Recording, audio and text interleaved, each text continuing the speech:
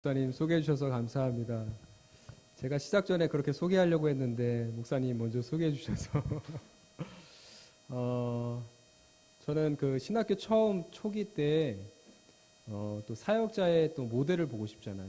어떤 사역자가 또 어떤 전도사님과 목사님이 제가 이제 사역을 감당함에 있어서 좋은 모델이 있었으면 좋겠다라는 이제 그런 마음의 소원들이 있었는데, 제가 이제 유년부 교사할 때 유년부에 우리 초동부에 최지훈 목사님이 오셔서 정말 1년, 2년 동안 좋은 모델을 봤습니다. 아, 이렇게 하는구나.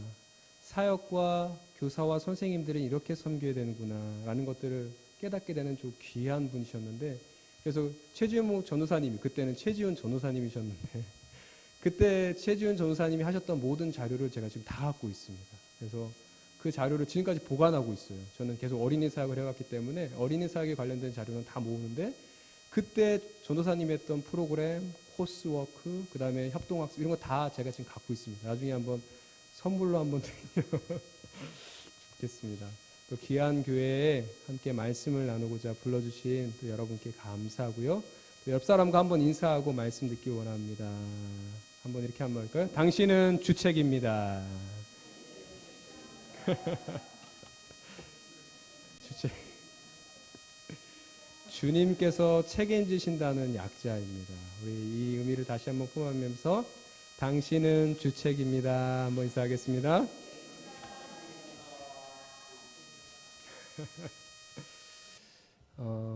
네, 설교 시작하겠습니다. 6월절이었어요. 6월절 전에 예수님께서 제자들을 떠나서 이제 곧 십자가를 지고 천국에 올라가실 것을 아셨습니다. 그러자 예수님께서 이제 이 제자들과 오랫동안 같이 못 있는 것을 아시고는 제자들과 함께 마지막 만찬을 나누셨습니다. 우리가 그 그림들을 성화를 봐서 알지만 마지막 만찬 있지 않습니까? 제자들이 있고 그 가운데 예수님이 한 중심에 서 계신 것이었어요. 그렇게 식사를 하던 중에 갑자기 예수님이 벌떡 일어나셨습니다. 그리고 나서 갑자기 나가시는 거예요. 우리도 지금 어른들과 함께 식사하기가 참 어렵지만 어른들하고 같이 식사하다가 갑자기 그 어르신이 일어나서 밖으로 나갈 때는 뭐 이렇게 화장실 가시나 보다 이렇게 생각하겠죠. 지금 제자들과 함께 예수님이 마지막 만찬을 나누는 중요한 순간에 예수님이 갑자기 벌떡 일어나셨어요. 그러더니 밖으로 나가시니까 화장실 가시나? 이렇게 생각했을 것입니다. 그런데 조금 후에 이 제자들에게 더 당황스러운 일이 일어났는데요. 조금 후에 예수님께서 방문을 박차고 들어오실 때 아주 흉측한 모습을 하시면서 들어오셨습니다. 겉옷을 벗으시고 수건을 허리에 두르시고 세숫대야에 물을 담아오셨어요. 여러분 한번 생각해 보십시오. 담임 목사님께서 여러분 집에 신방으로 오셨어요. 그래서 맛있게 식사를 하는데 갑자기 담임 목사님이 나가셔서 들어오시는데 노란 손수건을 허리에 두르시고 겉옷을 벗으시고 세숫대야를 가지고 그 식사 자리로 다시 들어오셨다고 생각해 보십시오. 굉장히 당황스러운 시간이었습니다. 우리가 보통 세족식이라고 해서 그 수련의 제일 마지막 날 붓 꺼놓고 깜깜한 밤에 서로 울면서 막 발을 씻어주는데, 성경에 나오는 세족식은 그런 분위기가 아니라 굉장히 당황스러운 분위기였어요. 뭐지 갑자기? 예수님이 나가신 것도 그냥 그런가 보다 했는데 들어올 때 세숫대야에 물을 떠오니까 뭐지? 뭐 하시는 거지? 라고 생각했어요. 왜 세숫대야에 물을 떠오셨죠? 제자들의 발을 씻어주기 위함이었습니다. 발을 씻어주는 건요, 그 당시 하인들이나 하는 아주 허드렛 일이었습니다. 지금은 그렇지 않지만 유대인들은 밖에 나갔다 들어오면 결례를 따라 손을 씻고 발을 씻는 일이 대부분이었습니다. 그래서 집 앞에 물 등머리가 있지 않습니까? 가나안 혼인잔치에도 그 물이 12동이가 있었다 이렇게 말을 하는데, 예수님께서 들어오시더니 지금 그 발을 씻어주는 일을 하시려고 세숫대야에 물을 가져오시는 것이에요. 유대인들의 발은 굉장히 지저분했을 것입니다. 우리도 여름에는 조리나 샌들을 신잖아요. 유대인들은 사막 지역에 조리나 샌들을 신고 다니니까 돌에 부딪히고 하면서 발톱과 발이 굉장히 지저분했고 먼지가 많았습니다. 그래서 그 발을 집에 들어올 때마다 결례를 따라 씻는데 그 씻어주는 일을 하인들이나 종이나 하는 일이었어요. 그런데 그냥 종도 아니고 유대인 종에게도 시키지 않는 일이었어요. 이방 종, 지금으로 말하면 종족이 다른 다른 나라 사람의 종이 하는 일은 아주 허드렛 일이었습니다. 지금 그 일을 하려고 예수님께서 들어오신 것이었어요. 한 명 한 명 제자들의 발을 씻겨주시지만 당황한 나머지 아무도 아무 말 못하다가 베드로에게 이르렀습니다. 그때 베드로가 말하죠. 주님, 제 발을 씻으시겠습니까? 제 발을 씻겨주시겠어요? 제 발은 너무나 더러워요. 그리고 주님은 선생님인데 어떻게 제자인 제 발을 씻기시겠습니까? 그렇게 할 수 없어요, 주님이라고 말한 것입니다. 어떻게 보면 제자의 입장에서 당연한 말이겠죠. 그 말에 예수님이 한 말씀 하시는데 이 말씀이 굉장히 중요한 말씀을 하셨습니다. 우리 8절 말씀 한번 다 같이 읽어보겠습니다. 베드로의 그러한 반응에 예수님이 뭐라고 말씀하셨는지 13장 8절 말씀 다 같이 읽어보겠습니다. 시작.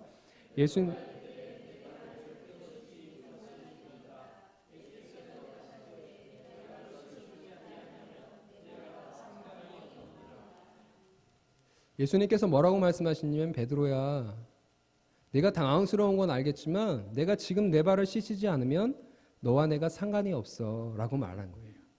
우리도 종종 상관하지 마, 넌 알 바 아니야 이렇게 말을 하잖아요. 근데 유대인들에게 있어서 상관 있고 상관 없고는 굉장히 중요한 의미를 담고 있습니다. 상관 있다는 것은 그가 상속자가 된다는 의미예요. 기업을 물고 유업을 물은다는 의미입니다. 그런데 상관이 없다는 것은 상속자가 아니고 내 유업과 기업이 너에게 물려지지 않는다는 의미를 담고 있습니다. 제자인 베드로에게는요, 예수님과 너는 나와 아무 상관없어 라고 하는 의미는 너는 더 이상 내 제자가 아니야 라고 선포한 것과 다름이 없어요.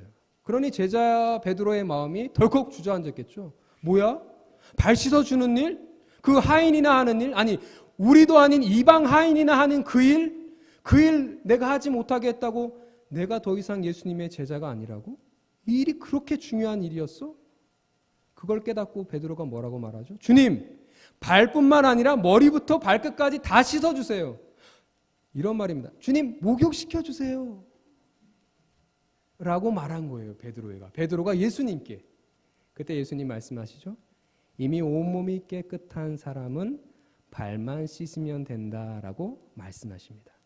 여기서 우리는 성경의 중요한 진리 두 가지를 발견할 수 있는데요. 첫 번째, 예수님은 제자들의 발을 씻어주시는 그 행동을 통해서 더러운 발이 물로 깨끗이 씻어지듯이 예수님께서 십자가에 달려 돌아가심으로 흘리신 보혈이 우리의 더러운 죄를 깨끗이 씻어주게 될 것을 말씀해 주시는 것입니다. 뿐만 아니라 더 나아가서 그렇게 예수님 믿고 죄 용서함 받은 사람은 하나님 나라의 유업을 이을 자, 곧 하나님과 상관되어지는 관계에 들어가게 될 것이라고 몸소 보여주신 것이에요. 이미 여러분들은 예수님의 피로 말미암아 정결하게 된 줄 믿습니다.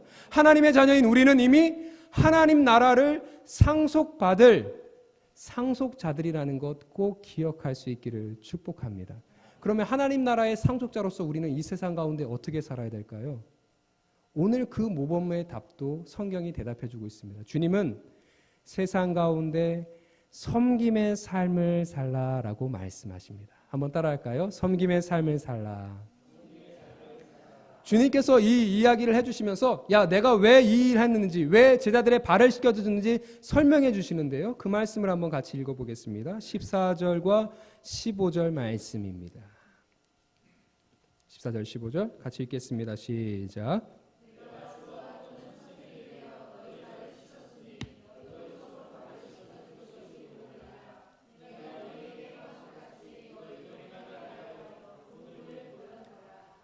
다시 말해서 예수님이 모범을 보여주신 것은 샘플로 보여준 거예요.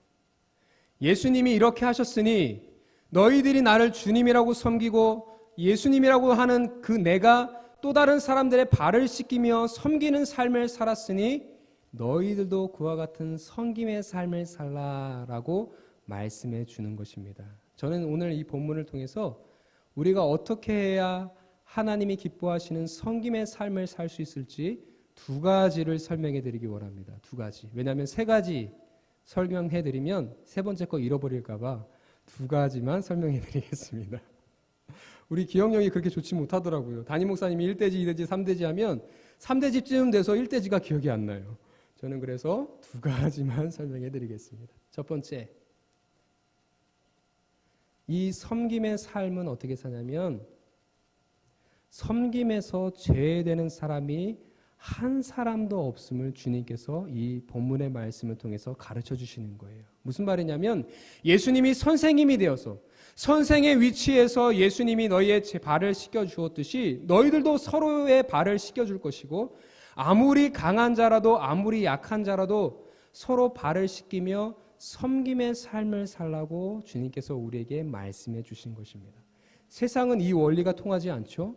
세상에서는 강한 사람이면 늘 섬김을 받는 사람이고 약한 사람이면 늘 섬기는 자입니다. 그런데 주님께서는 이미 강한 자고 주인이시지만 먼저 섬김의 모습을 보여주면서 강한 사람도 마땅히 연약한 자를 섬겨야 될 것이고 연약한 사람도 자기보다 더 연약한 사람의 손을 펴 그들을 섬겨서 섬김에는 죄되는 사람이 없이 모든 사람이 다 섬김의 삶을 살아야 될 것을 우리에게 말씀해 주고 있습니다. 여러분들은 강한 자입니까? 약한 자입니까? 강한 자라면 마땅히 연약한 자들을 섬겨야 될 것이고 여러분들이 연약한 자라고 생각하시거든 나보다 더 연약한 자들을 섬겨 섬김의 삶을 살아갈 수 있는 저와 여러분 될 수 있기를 주님의 이름으로 축원합니다. 성경에 이런 예화들이 너무나 많이 있어요. 강한 사람임에도 불구하고 약한 사람을 위해 섬겼던 많은 사람들이 있는데 그중에서 한 사람을 소개하고자 합니다. 마태복음 8장에 보면 백부장이 등장해요. 백부장은 100명의 군사들을 거느리고 있는 사람입니다. 그러니 굉장히 부유한 자죠. 힘 있는 사람입니다. 지금도 우리가 살아가는 21세기 지금 시대에도 100명의 군사들과 하인들을 거느리고 있다면 굉장히 부자겠죠. 그런데 예수님 당시에는 백부장이라고 하면 정말 부자입니다. 정말 힘 있고 권력 있는 사람이에요. 그런데 그 백부장의 하인 중에 한 명이 중풍병이 들었습니다. 중풍병이 들어서 거의 죽게 되었어요.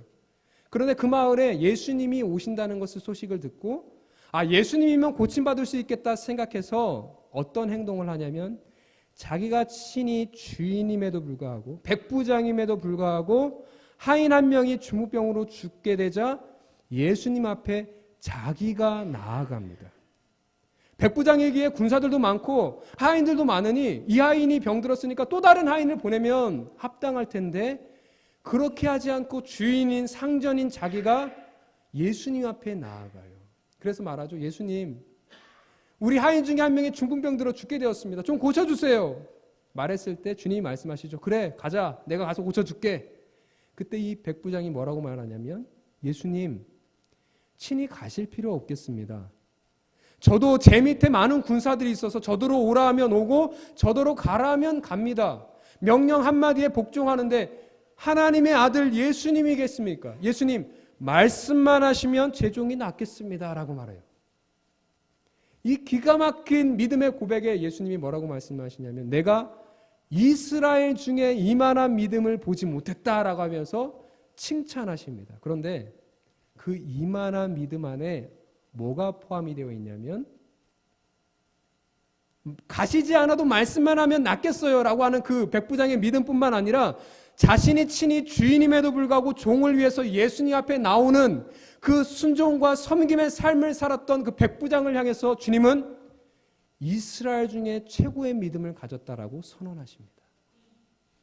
친히 상전임에도 불구하고 연약한 자를 위해서 섬김의 삶을 살았던 그를 향해 믿음이 좋다라고 선언해 주신 것이에요. 사랑하는 성도 여러분, 어떤 사람이 믿음이 좋은 사람입니까? 직분이 높은 사람입니까? 교회를 오래 다닌 사람입니까? 아니죠. 주님의 말씀에 순종하되 주님을 사랑하되 더 많이 하는 사람, 또 믿음으로 반응하여 순종하는 그 사람이 가장 주님께 믿음 좋은 사람이라고 칭찬 듣는 사람인 것 꼭 기억할 수 있기를 주님의 이름으로 축원합니다. 성경에는 그래서 너희들이 강한 자라면 마땅히 연약한 자들을 섬기라고 말씀하는 거예요. 또 한 가지, 우리가 돈이 없고 연약하면 우리는 섬김을 받아야지 내가 섬기지는 못해 라고 생각하시죠. 그런데 성경은요, 내가 연약한 자라도 더 연약한 자를 위해서 마땅히 섬기라고 말씀하고 있습니다. 디모데전서 5장 10절 말씀에 보시면 사도 바울이 영적인 아들, 영적인 제자 디모데가 목회를 시작했어요. 그런데 그 목회를 하는 제자 디모데에게 어려운 사람들을 도와줄 때 이런 사람들을 도와주라고 그 말씀에 기록하고 있는데요. 특별히 과부들을 도와줄 때 이런 사람 도와주라라고 말씀하고 있어요. 지금도 그렇지만 그 당시 예수님 당시의 과부들은요, 굉장히 가난한 사람들이었습니다. 그들이 뭔 돈이 있겠어요? 뭐 힘이 있겠습니까? 지금도 여자 힘으로 자녀들을 키우기 너무나 어려운데 예수님 당시에 여자들이 할 수 있는 건 거의 없잖아요. 그런데 과부예요. 그러니 늘 섬김을 받기만 할 것 아니에요? 그런데 주님은 그 과부들 중에 이런 사람 꼭 도와줘라라고 사도 바울을 통해서 디모데에게 당부하는데요. 이런 사람입니다. 한번 들어보세요. 디모데전서 5장 10절입니다. 선한 행실에 증거가 있어 혹은 자녀를 양육하며 한번 찾아보실까요? 네, 한번 찾아보시죠. 네. 디모데전서 5장 10절 말씀입니다. 한번 찾아보시죠.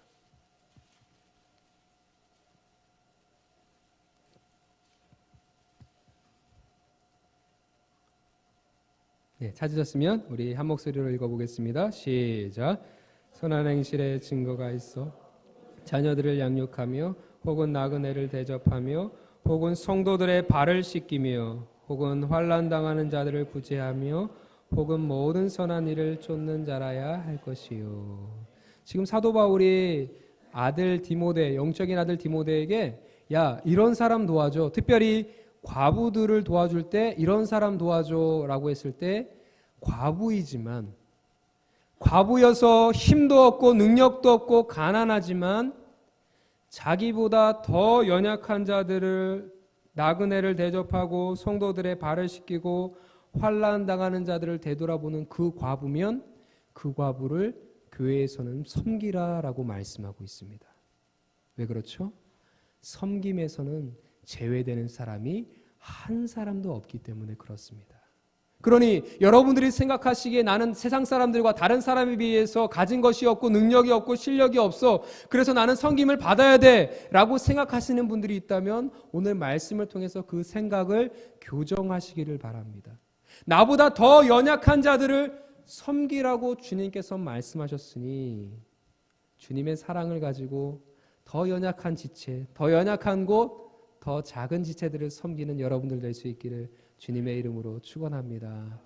교회는요, 그런 사람에 의해서 세워지는 것들을 보게 됩니다.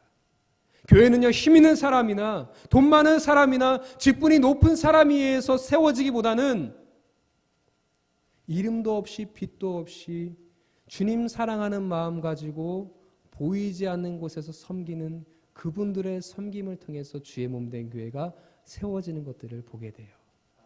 노원 성진교회는 곳곳마다 그런 섬김의 역사들이 풍성하게 일어나서 너도 나도 섬겨 주의 은혜가 풍성한 교회 될 수 있기를 주님의 이름으로 축원합니다. 마지막으로 이 사랑의 동기를 한번 살피고자 합니다. 예수님이 도대체 왜 제자들의 발을 씻기셨을까요? 도대체 그 마음 중심에는 무엇이 자리 잡고 있었을까요? 바로 예수님은 제자들을 사랑하는 사랑이 동기가 되어 제자들의 발을 씻기셨다고 말씀하고 있습니다. 우리 13장 1절 말씀 다 같이 한번 읽어보죠. 다시 한번 본문으로 돌아와서요. 요한복음 13장 1절 말씀입니다. 찾으셨으면 함께 읽겠습니다. 시작. 유월절 전에 예수께서 자기가 세상을 떠나 아버지께로 돌아가실 때가 이른 줄 아시고 세상에 있는 자기 사람들을 사랑하시되 끝까지 사랑하시니라. 아멘. 제일 중요한 문구가 제일 마지막에 있어요. 끝까지 사랑하시니라. 예수님이 왜 제자들의 발을 씻기셨냐면요, 그동안 그 제자들과 함께 3년 동안 동고동락했습니다. 힘들 때도 같이 있었고 어려울 때도 같이 있었어요. 그런데 이제 정작 예수님이 곧 십자가를 지신 이후에는 제자들에게 어마어마한 핍박이 다가옵니다. 예수님도 이제 자기가 왕이 되는 것처럼 오해해서 로마 사람들이 잡아가서 붙들어 가는데 그 예수님을 추종했던 제자들도 멀쩡할 리가 없겠죠. 그들도 예수님처럼 이제 곧 죽임을 당하고 어려움을 당할 거예요. 그러니 예수님께서 식사하시다 마시고 그 제자들을 바라보시면서 측은히 여기시면서 그 제자들을 너무나 사랑한 나머지 이제 3년 동안 나와 동락했는데 나는 죽고 십자가에 죽고 하늘나라 가지만 저들은 이 땅 가운데 남아서 얼마나 핍박받으며 주의 복음을 증거할까라고 하는 측은히 여기는 사랑의 마음 때문에 예수님께서 세숫대야를 가져오시고 무릎을 꿇고 제자들의 발을 씻기셨다고 성경은 말씀하고 있어요. 그 동기가 사랑이었음을 성경은 우리에게 말씀하고 있는 것입니다. 우리가 주님을 섬기고 몸된 교회를 섬기는 그 동기와 원동력이 하나님을 사랑하는 사랑이 될 수 있기를 주님의 이름으로 축원합니다. 우리의 열심은 인간의 열심이라고 하는 것은요, 누군가 봐주면 열심히 할 것 같지만 그 열심은 잠깐이에요. 누군가 박수 쳐주면 열심히 할 것 같지만 그 열심은 잠깐이에요. 그러나 하나님을 사랑하고 예수님의 십자가의 은혜에 감사해서 헌신하고 섬기는 그 사랑은, 주님의 사랑에 감격해서 섬기는 그 사랑은 1월 달에만 반짝하여 섬기는 그 사랑이 아니라 끝까지 주님 부르시는 그날까지 섬기는 사랑이 될 줄 믿습니다. 그러니 주님은 여러분들이 섬김의 삶을 살기 위해서는 더 주님 사랑하셔야 돼요. 예배를 통해서, 기도회를 통해서, 나와서 성도들의 교제를 통해서 하나님의 사랑을 더 확인하셔야 돼요. 십자가의 사랑을 더 확인하셔야 돼요. 그리고 그 십자가의 사랑이 어디에 드러나야 됩니까? 여러분들이 섬기고 봉사하고 헌신하는 그 삶의 자리에서 드러나셔야 돼요. 사람들이 박수 쳐주지 않아도 하나님께서 기억해 주시면 족한 것 아니겠어요? 찬송가의 가사처럼요. 하나님 사랑하는 그 사랑의 마음이 동기가 되어 영혼들을 섬기고 교회를 섬기고 세상을 섬기고 나아가 세계를 섬기는 귀한 성도님들 될 수 있기를 주님의 이름으로 축원합니다. 이렇게 저는 짧게 설교를 마치고요. 제 마음속에는요, 어린 아이들을 사랑하고자 하는 마음들을 하나님이 너무 많이 주셨어요. 그래서 오랫동안 어린이 사역에 제가 이제 헌신을 했습니다. 왜냐하면 너무나 재밌었어요. 여러분들은 잘 모르시죠? 어린이 사역하고 청소년 사역하는 게 너무 재밌는 거예요. 함께 찬양하고 예배하고 밖에서는 막 망나니가처럼 뛰어놀지만 예배 때 그 아이들이 눈이 초롱초롱해서 하나님을 찬양하고 예배하면서 기도하면서 막 눈물 흘려가며 결단하고 그 삶이 변화되는 것을 보면 막 가슴이 두근거리며 뒤집어지는 거예요. 하나님이 저에게 그것을 보게 하셔서요, 제 마음속에는 어린이와 청소년을 사랑하는 마음들이 있었어요. 그래서 하나님이 어린이와 청소년 사역을 계속 섬기게 하셨는데요, 때가 되고 목사가 되고 이제 나이가 들었어요. 제 나이가 많아 보이지 않죠? 30대는 아닙니다. 그런데 이렇게 계속 하다 보니까 언제까지 너 어린이들에 가고 어린이 사역할 거야? 어린이 사역은 전도사님들이나 하는 것 아니야. 야, 이제 목사님 됐고 부목사님 됐으면 장년 사역하고 어른들 섬겨야지. 주변에서 아는 사람들이 그랬어요. 그런데 제 마음속에는요, 어린이 청소년만 내가 섬길 수 있다면 죽을 때까지 이 일하고 싶은 생각이 드는 거예요. 그런데 여러분도 아시겠지만 한국 교회 안에 부목사의 신분으로 어린이 청소년만 사역하기 굉장히 어렵습니다. 맞죠? 왜냐하면 장년들, 죄송하지만 어른들 섬겨야 되잖아요. 장년분들 섬겨드려야 되잖아요.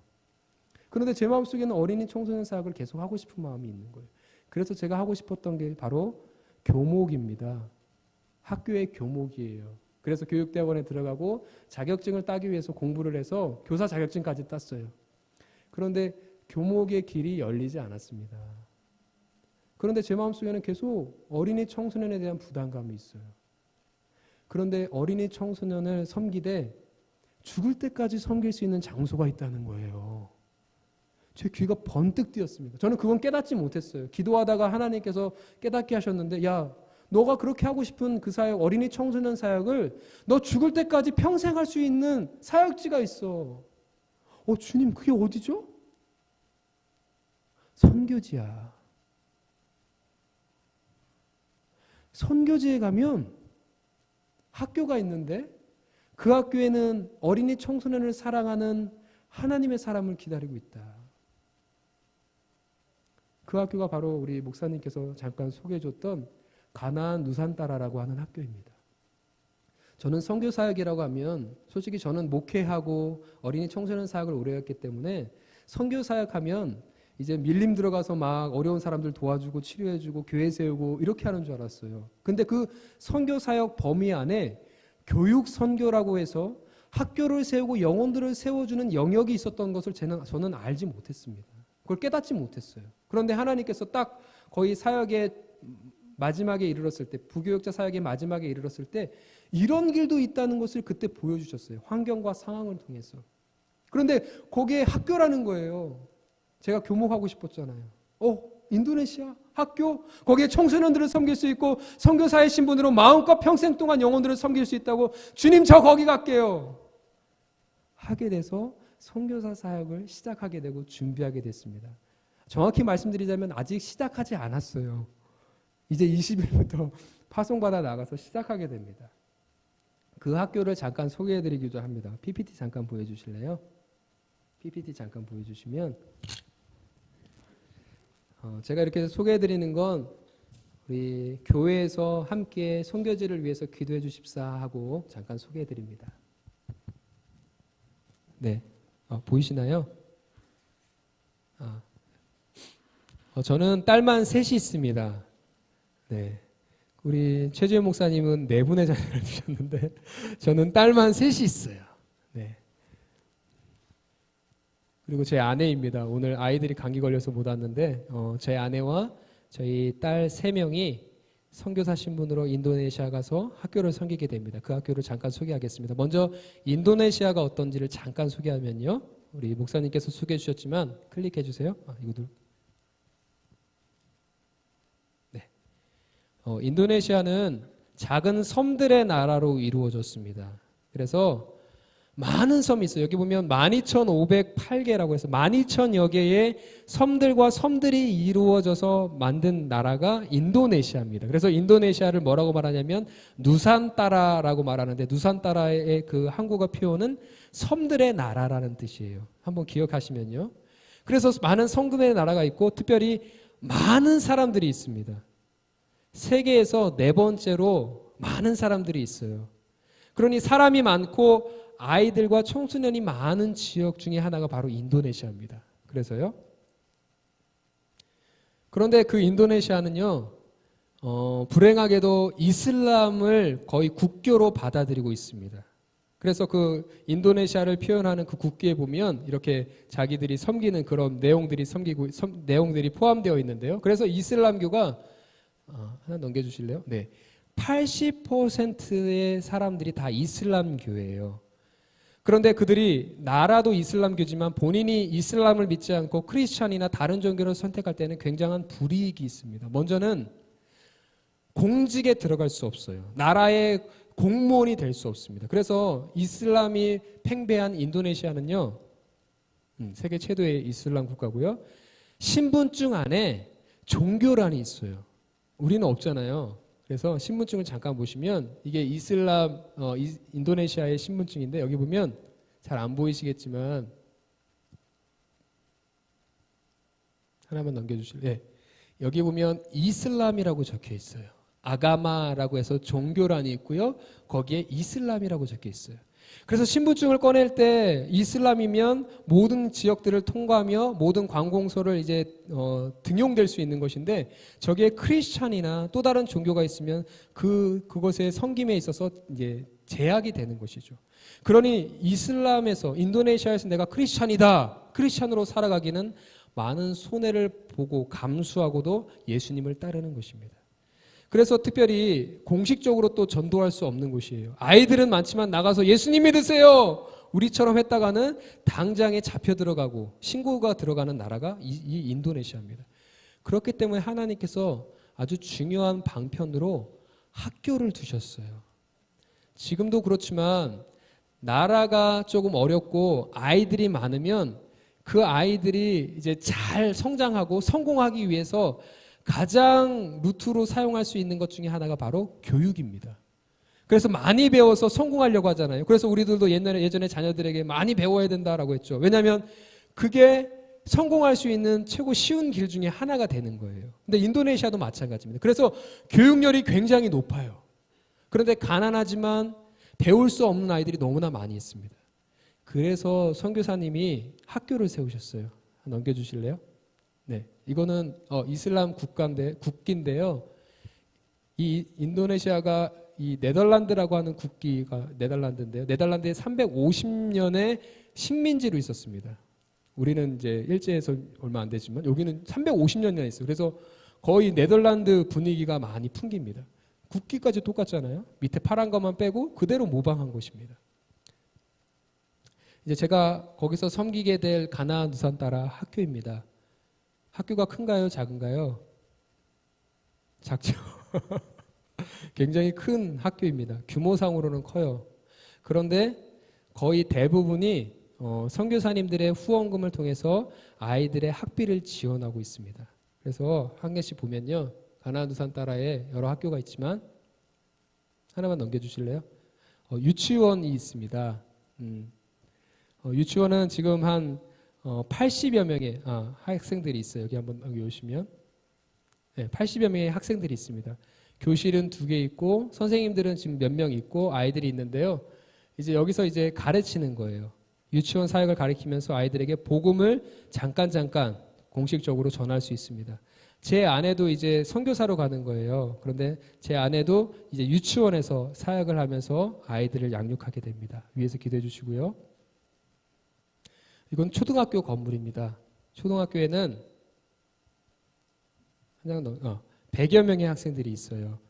근데 초등학교 100여 명의 학생들은 학비를 절반만 받아서 숫자가 많아진 것입니다. 주변에 학교들이 몇 군데가 있는데 대부분의 학교는 전액을 받아요. 그런데 이제 가난한 아이들은 학교를 가고 싶어도 못 가는 거예요. 그래서 그걸 선교사님이 이용을 해서 선교사님이 사용을 해서 학비를 절반만 내도 초등학교 과정을 이수할 수 있도록 하니까 주변에 가난한 집 아이들이 그 학교로 찾아오게 되고 그래서 숫자가 많아졌습니다. 그런데 절반 정도는 선교비로 이제 부담해야 되는 그런 사역들이 펼쳐지는 거예요. 중고등학교가 있는데 중학교에는 40여 명, 고등학교에는 60여 명의 학생들이 있습니다. 이거 중학교 이제 거기 학생들의 모습이고요. 또 유치원, 초, 중, 고등학교와 신학교가 있습니다.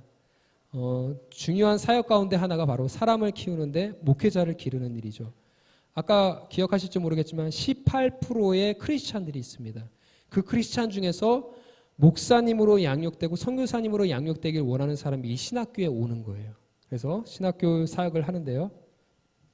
신학교 강의실이고요. 이게 신학교 학생들입니다. 120명이면 굉장히 많은 거예요. 다른 인도네시아의 한국 선교사님이 섬기는 신학교에 비해서 많은 학생들이 있는데 왜 그러냐면 저희 학교에 기숙사가 있기 때문에 그렇습니다. 대부분의 학교는 기숙사가 없어요. 그러니까 신학생이 신학을 배우고 싶어도 근처에 학교를 가려면 멀리 왔다 갔다 해야 되는데 저희는 기숙사가 있기 때문에 섬들이 많다고 했잖아요. 멀리 있는 섬의 아이들까지도 찾아와서 신학을 배우는 거예요. 대신 이 아이들도 3분의 1 정도의 수업료를 받고 3분의 2는 선교비로 충당하고 있습니다. 그런데 120명이나 되다 보니까 선교비가 꽤 많이 지출되면서 사람을 세우는 일을 하고 있는 것이죠. 이거는 제 아내랑 저랑 여기 선교지를 탐방해서 그 신학생들과 함께 이제 사진을 찍은 건데요. 그 신학교에는 2개의 학과가 있습니다. 한 개는 신학과가 있고 또 하나는 기독교 교육학과가 있어요. 근데 특별히 이 신학교 안에는 여자들이 많이 있는데 왜냐하면 기독교 교육학과에서 교사 자격증을 주기 때문에 그렇습니다. 그러니까 어려운 학생들이 와서 신학교에서 교사 자격증을 따서 학교 안으로 들어가되 이제 크리스찬의 신분을 갖고 들어가면서 학교를 변화시키고 다음 세대를 세우는 일을 하는 거예요. 특별히 저는 기독교 교육을 전공해서 이쪽에 학교에 가서 신학교에서 기독교 교육의 과목을 좀 가르치게 되어 있습니다. 남자 기숙사입니다. 좋아 보이죠? 네, 아주 좋습니다.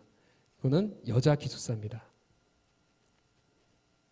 이거는 신학교 예배실인데요. 일주일에 한번 채플이 있고요. 매일 새벽 기도가 있습니다. 굉장히 넓어요. 저도 여기 한번 가봤는데 진짜 넓더라고요.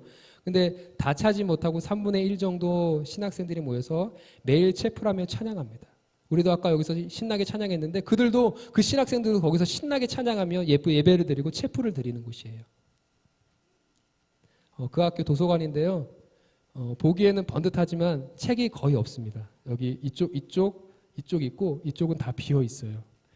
네, 그렇지만 이제 계속 후원금과 선교를 통해서 이제 채워져야 되겠죠. 네, 여기까지입니다. 선교 사역 중에 교육 선교가 있다는 건 저도 잘 몰랐어요. 그러나 하나님이 주신 비전을 이루어가기 위해서 또 하나님께서 귀한 가나안 우선 따라라고 하는 선교지로 저를 보내셨습니다. 이 성진교회도 저의 사명을 감당하고 하나님의 선교의 사명을 감당할 때, 사람을 세우는 일을 감당할 때 여러분들이 기도와 물질로 후원해 주시고 여러분들이 가는 곳곳마다 섬김의 영역들이 더 넓어져서 하나님을 사랑하고 또 이웃을 사랑하는 그 예수님의 향기가 충만한 하나님의 교회 될 수 있기를 주님의 이름으로 축원합니다. 기도하겠습니다. 하나님 아버지, 은혜를 감사합니다. 저희를 세상의 빛과 소금으로 세워주시고 세상을 섬기라고 불러주신 줄 믿습니다. 섬김의 자리는 늘 힘 있는 자만 섬길 수 있는 줄 알았습니다. 그러나 말씀을 통해서 연약한 자도 더 연약한 자들을 섬기는 것, 그것이 제자의 삶이라고 말씀해 주시니 감사합니다. 저희들보다 더 연약한 지체들과 또 저희들의 도움과 섬김의 손길이 필요한 그곳에 예수님의 사랑으로 나아가 섬기는 삶 살아갈 수 있도록 하나님 축복하여 주시옵소서. 그 섬김이 자랑거리가 되지 않게 하시고 그 섬김이 다른 사람들에게 보여지기 위한 섬김이 아니라 십자가의 사랑에 감사하여 섬기는 섬김의 현장이 될 수 있도록 축복하여 주시옵소서. 그래서 주님께서 많은 교회가 있지만 주님 사랑하는 마음으로 섬김의 자리에 나가는 귀한 성진교회 성도님들의 모습을 보시고 기뻐하시는 역사 일어날 수 있도록 축복하여 주시옵소서. 귀한 담임 목사님 세워주시고 기도와 말씀으로 몸된 교회를 세워가게 하시니 감사합니다. 영육 간의 강건함을 더하여 주시고 성령의 충만한 능력을 더하여 주시되 특별히 성도들과 몸된 교회를 위해서 예수님의 이름으로 기도하는 제목들마다 그대로 응답되어지는 역사 나타날 수 있도록 축복하여 주시옵소서. 이 교회와 또 저희 선교지에서의 아름다운 선교의 사역이 하나님 안에서 아름다운 동력이 이루어질 수 있기를 소원합니다. 우리 하나님 축복하시고 인도하여 주시옵소서. 감사드리며 예수님의 이름으로 기도합니다. 아멘.